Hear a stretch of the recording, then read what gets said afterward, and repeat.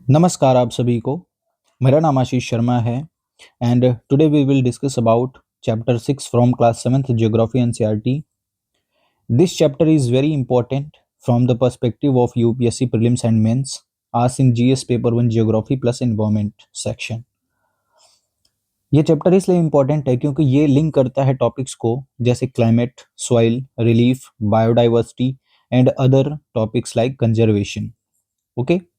This chapter generally also helps for class 7th standard student also. So let's discuss this chapter thoroughly. The first point is the definition of natural vegetation. Okay. Natural vegetation refers to plant that grow naturally without human interference in a long time. Okay. वो plant जो बिना human interference के लंबे समय के बाद grow करता है उसे नेचुरल वेजिटेशन कहते हैं. यानी देखते हैं जैसे हम फॉरेस्ट में कोई पेड़ तो लगाने गया नहीं है, वो नेचुरली अपने आप डेवलप होता है, इसीलिए वहां पे नेचुरल वेजिटेशन डेवलप हुआ है. ठीक है. The natural vegetation classified into three broad categories. The one is forest, second one is grassland and third is shrubs. And these three are discussed below in detail. Okay, so take overview of the forest. Forest where temperature and rainfall are plentiful to support tree cover.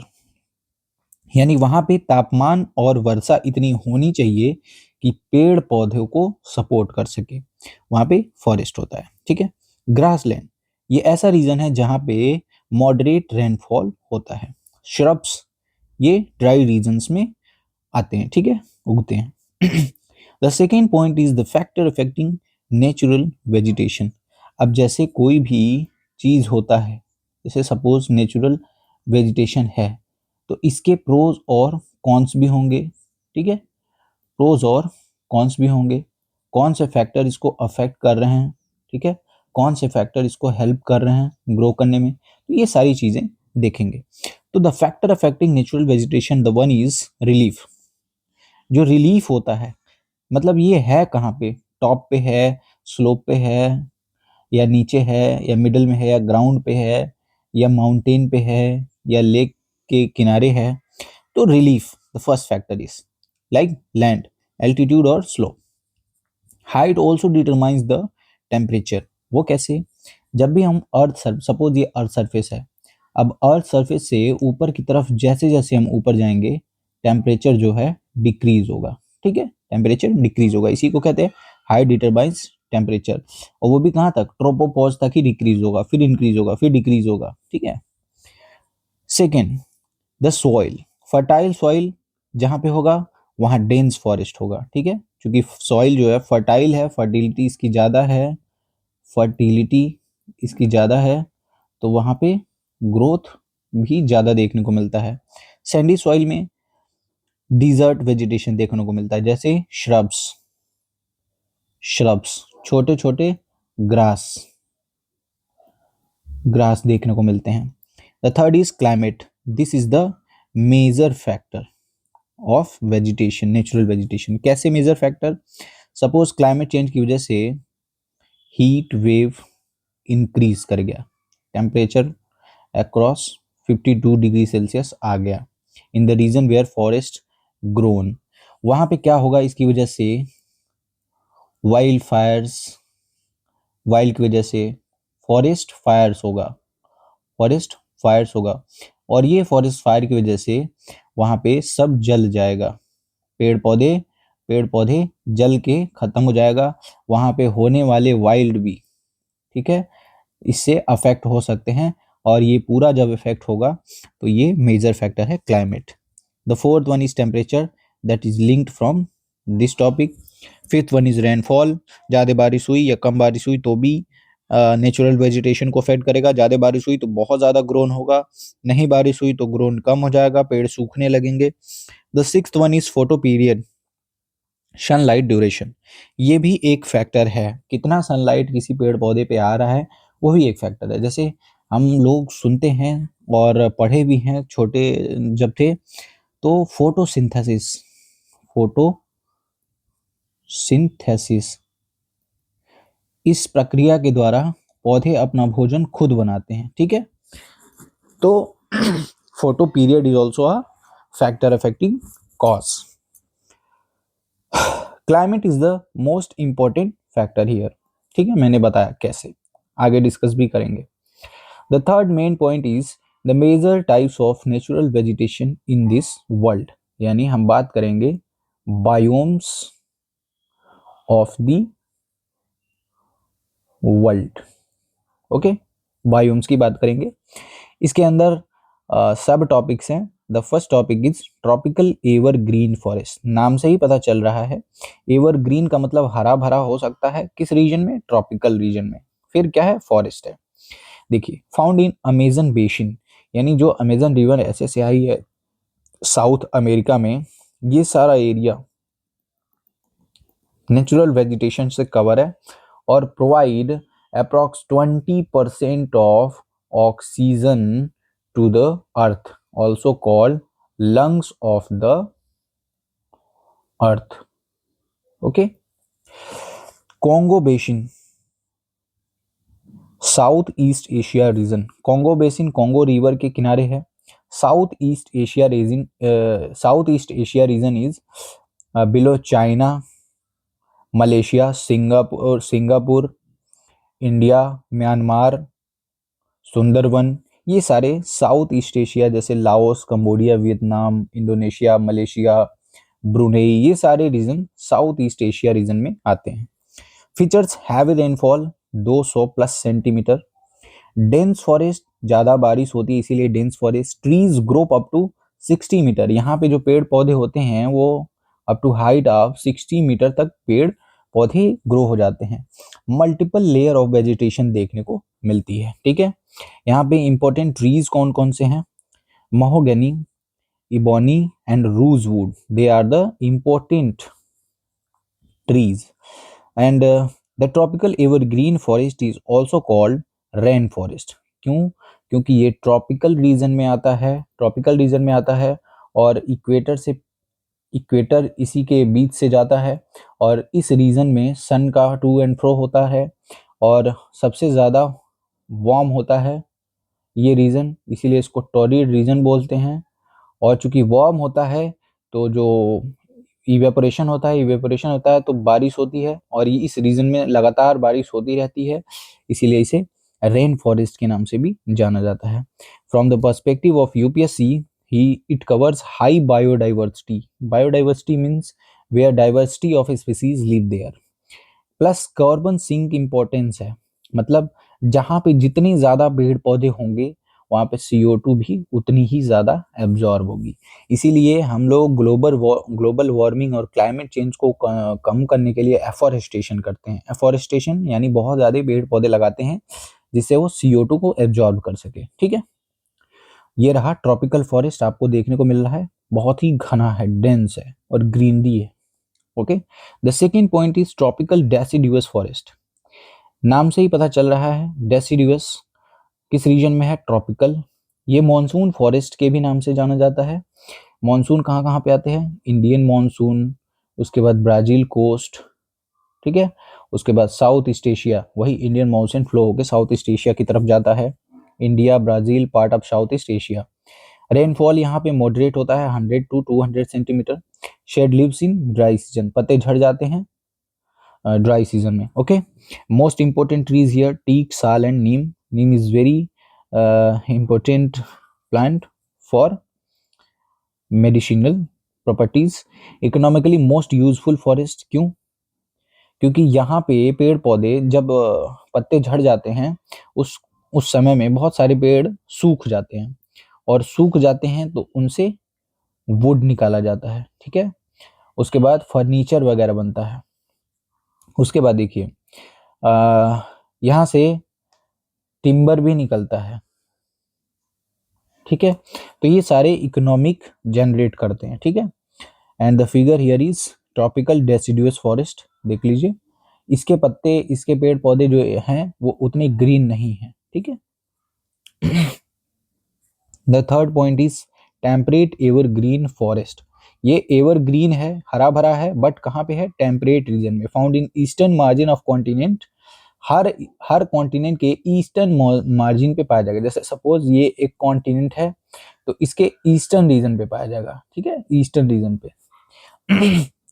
China, Japan, China के भी eastern region पे पाया जाएगा, Japan के भी eastern, USA के भी। जैसे ये सपोज यूएसए है तो यहाँ पे पाया जाएगा, चाइना कुछ इस तरीके से है तो यहाँ पे पाया जाएगा, जापान ऐसे ऐसे है, ऐसे ऐसे, तो यहाँ यहाँ यहाँ पे पाया जाएगा, ठीक है। मॉडरेट रेनफॉल होता है, मिक्स्ड फॉरेस्ट होते हैं, यहाँ पे कॉनिफेरस और डेसिडुअस दोनों देखने को मिलते हैं, ठीक है। यहाँ पे पत्ते भी झड़ सकते हैं, और कॉनिफेरस बोले तो कुछ इस तरीके के ट्रीज जहां भी आपको देखने को मिले छत्र बनाए हुए, वो कॉनिफेरस ट्रीज होते हैं, ठीक है। इसके फिगर देख लीजिए, ये टेम्परेट एवरग्रीन फॉरेस्ट का है, और देखिए यहाँ पे ग्रीनरी भी देखने को मिल रही है, और डेसिडुअस भी देखने को मिल रहा है, ठीक है। The fourth one is temperate deciduous forest, temperate region में है, और क्या है, डेसिडुअस फॉरेस्ट है, found in Europe, eastern north America and China. Eastern north America के ईस्टर्न बाउंड्री पे, यूरोप में है प्लस चाइना में है, ठीक है। सेड लीव्स इन ऑटम, पतझड़ के मौसम में ही पत्ते झड़ते हैं। 4 डिस्टिंक्ट सीजन भी देखने को मिलता है। The most important trees here is oak, maple and beech. Temperate deciduous forest के फिगर इस तरीके से हैं, ठीक है। The fifth one is Mediterranean vegetation, और ये बहुत ही इंपॉर्टेंट टाइप है, Mediterranean type, found in the regions of Mediterranean sea. कहाँ पे, यूरोप, अफ्रीका और एशिया में। ये मेडिटेरेनियन सी रीजन में, जैसे सी रीजन में ही पाया जाता है। अगर ये मेडिटेरेनियन सी है कुछ इस तरीके से, यहाँ पे फ्रांस, इटली वगैरह वगैरह वगैरह वगैरह, यहाँ पे बहुत सारी कंट्रीज हैं, वो इसी रीजन में जनरली देखने को मिलता है। प्लस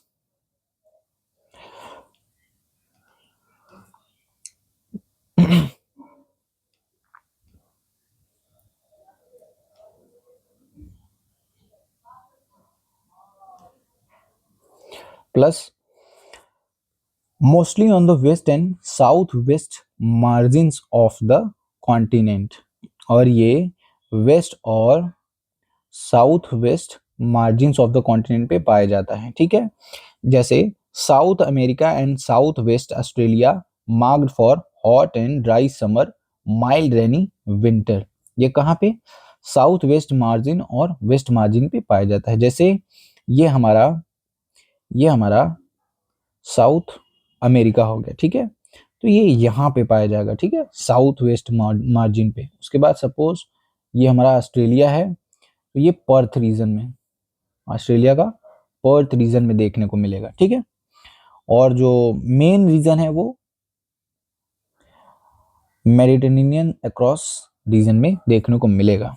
अब चूंकि साउथ अमेरिका और साउथ वेस्ट ऑस्ट्रेलिया में हॉट एंड ड्राई समर देखने को मिलता है, और ठंड में थोड़ी थोड़ी बारिश भी देखने को मिलती है, इसलिए यहाँ के लोग फॉरेस्ट को कट कर देते हैं और कट करके सिट्रस फ्रूट्स उगाते हैं, ठीक है, जैसे ऑरेंज और ग्रेप्स। यानी यहाँ पे उतना वेजिटेशन नहीं है, क्या करते हैं लोग, कट करके सिट्रस फ्रूट्स उड़ाते हैं, इसीलिए यहाँ पे उतना वेजिटेशन नहीं है। इसीलिए इस रीजन को ऑर्चर्ड्स ऑफ द वर्ल्ड बोला जाता है, क्योंकि यहाँ पे फ्रूट्स बहुत ज़्यादा, ड्राई फ्रूट मतलब सिट्रस फ्रूट्स बहुत ज़्यादा उगाए जाते हैं, फेमस है। The six point is coniferous forest, found in higher latitude 50 to 70 degree latitude, बहुत ही ऊपर होता है। Also called taiga region, taiga region is also known as boreal forest regions. जैसे साइबेरिया रीजन, साइबेरिया हो गया, ठीक है, नॉर्दर्न साइबेरिया रीजन। यहाँ पे सॉफ्ट वुड पाए जाते हैं, उनसे पल्प एक्सट्रैक्ट किया जाता है for making papers and news print, okay. यहाँ पे पेड़ पौधे कौन कौन से हैं, चिर है, पाइन है, सिदार है। एनिमल्स पोलर बियर, ये ठंडे रीजन में पाया जाता है। Mink and silver fox. Taiga region जहाँ पे 50 से 70 डिग्री लैटिट्यूड पर है, यहाँ पे कोल्ड वेदर पैटर्न देखने को मिलता है। ठीक है, कोल्ड वेदर देखने को मिलता है। The 7th point is grassland. Figure में देखिए ग्रासलैंड किस तरीके से दिखता है, ट्रॉपिकल है, ये ड्राई रीजन्स पे देखने को मिलता है और पानी यहाँ पे उतना नहीं हो पाता, इसीलिए ये छोटे छोटे छोटे छोटे ग्रासेस देखने को मिलते हैं। Found in savanna Africa. ठीक है, एनिमल्स यहाँ पे लॉयन देखने को मिलते हैं, जेब्रा देखने को मिलते हैं, एलिफेंट देखने को मिलते हैं। One is tropical grassland and the second is temperate grassland known as prairies of South America, steppes of Central Asia, pampas of South America, and short grasses is the region known for this region ideal for wheat production। कैसे?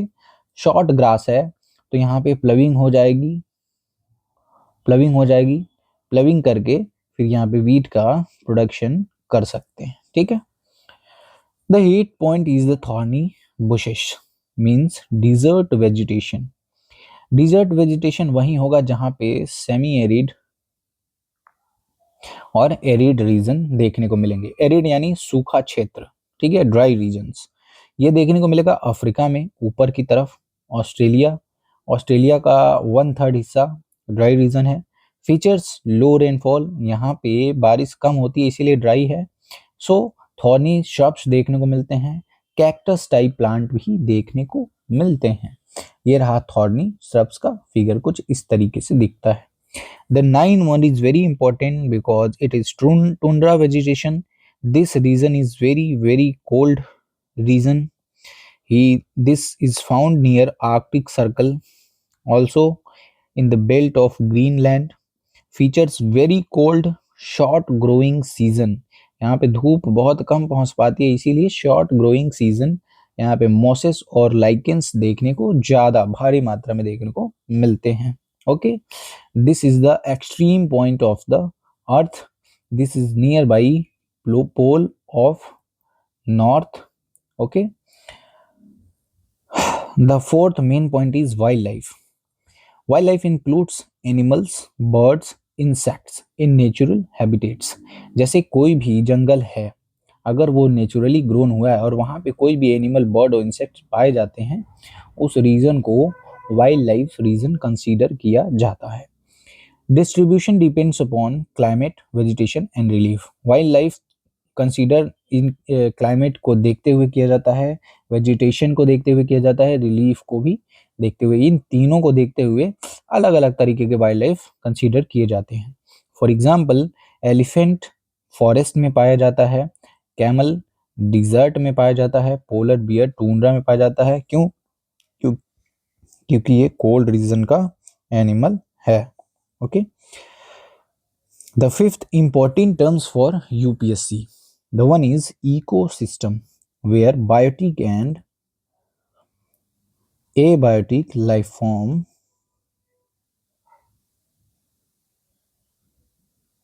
interact.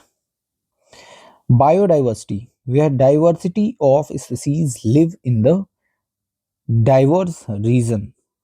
Deforestation क्या होता है? यानी पेड़ों की कटाई, ठीक है, डिफॉरेस्टेशन, कटिंग ऑफ ट्रीज।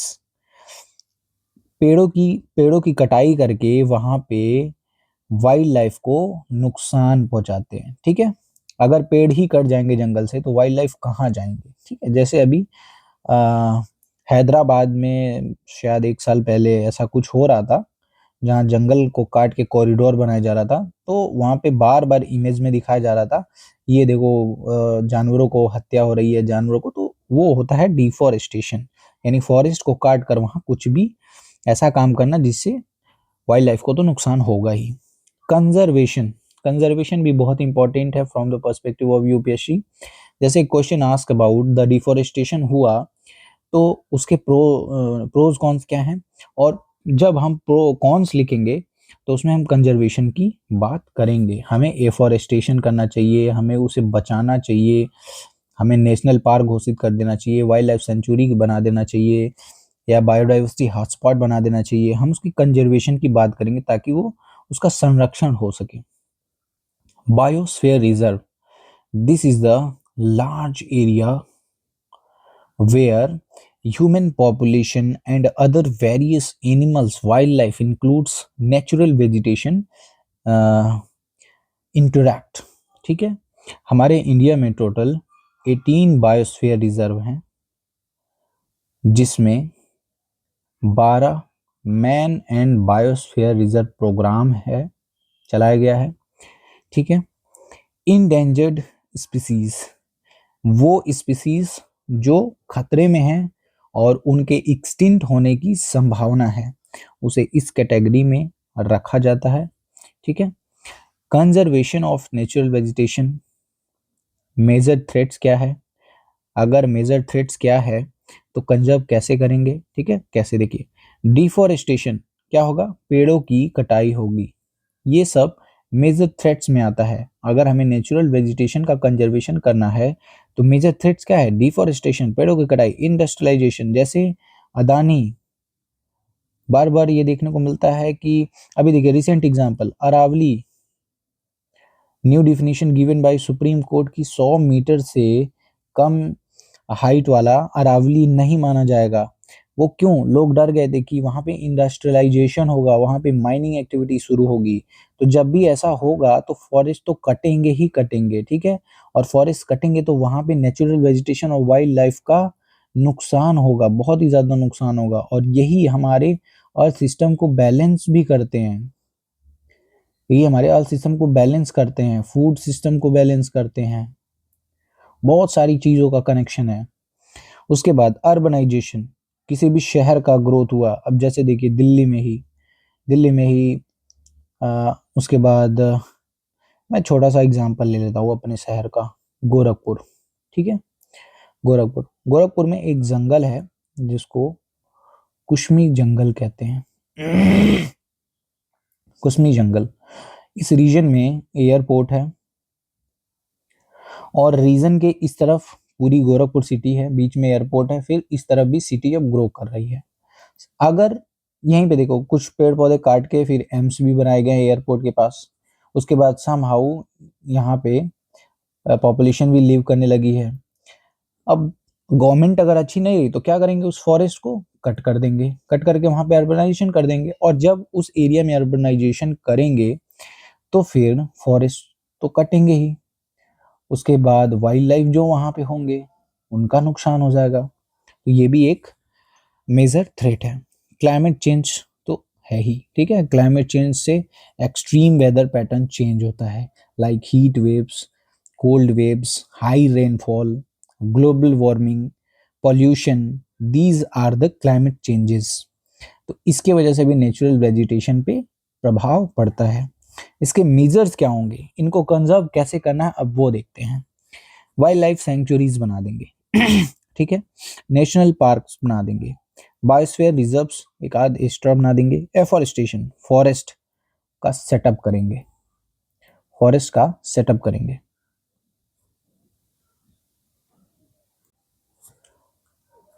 अब देखिए एफॉरेस्टेशन का एक बहुत ही बढ़िया एग्जाम्पल मैं बताने जा रहा हूँ, उसको बोलते हैं मिया वॉकी मेथड। ठीक है, ये मेथड जापान ने सबसे पहले यूज किया। ठीक है, ये 2023 में टर्म न्यूज में था, 2000 जापान ने इसे इंट्रोड्यूस किया। इस मेथड में होता क्या है कि जो भी स्मॉल लैंड है, ठीक है, खाली प्लॉट है, खाली प्लॉट है, कहाँ पे, अर्बन सिटीज में, अर्बन एरियाज में, ठीक है, या बैरन लैंड है वही खाली प्लॉट, या पॉल्यूटेड एरिया रीजन है, पॉल्यूटेड एरिया रीजन है, वहां पे पेड़ पौधे लगाकर, छोटे से जंगल उगाकर उस चीज को, पॉल्यूशन को कंट्रोल करेंगे। ठीक है, और उसमें सब नेटिव स्पीसीज भी इंट्रोड्यूस करेंगे। इस मेथड को मियावाकी मेथड बोलते हैं, और ये आता है एफॉरेस्टेशन प्रोग्राम के अंदर। ठीक, गला खराब हो रहा है। The fifth is sustainable development, यानी डेवलपमेंट ऐसा होना चाहिए हम फ्यूचर नीड्स को देखते हुए ऐसा डेवलपमेंट करेंगे कि पॉल्यूशन भी ना हो, हम उस चीज़ का सस्टेनेबली यूज़ भी कर लें और फ्यूचर जनरेशन को भी यूज़ करने दें। ठीक है, एग्जाम्पल जैसे गिर नेशनल पार्क बनाया गया फेमस एशियाटिक लायन के लिए। ठीक है, जैसे काजीरंगा नेशनल पार्क असम में है। ठीक है, ये फेमस है वन हॉर्न्ड राइनोसेरस के लिए। ठीक है, तो ये हमारा चैप्टर एंड हो गया और हम फिगर से कुछ चीजें बताएंगे जो आपको ध्यान में रखना है। ठीक है, ये रीजन हमारा इक्वेटर रीजन हो गया, ये हो गया हमारा ट्रॉपिक ऑफ कैंसर, ये हो गया ट्रॉपिक ऑफ कैप्रिकॉर्न, इधर से जाएगा हमारा अंटार्कटिक सर्कल, इधर से जाएगा हमारा आर्कटिक सर्कल। ये रीजन जो है ट्रॉपिकल डेसिडियस और ट्रॉपिकल एवरग्रीन फॉरेस्ट का है। ये रीजन जो है टेम्परेट एवरग्रीन का है और टेम्परेट डेसिडियस का है। इस लाइन के आसपास यहाँ पे बोरियल फॉरेस्ट यानी टैगा फॉरेस्ट देखने को मिलता है।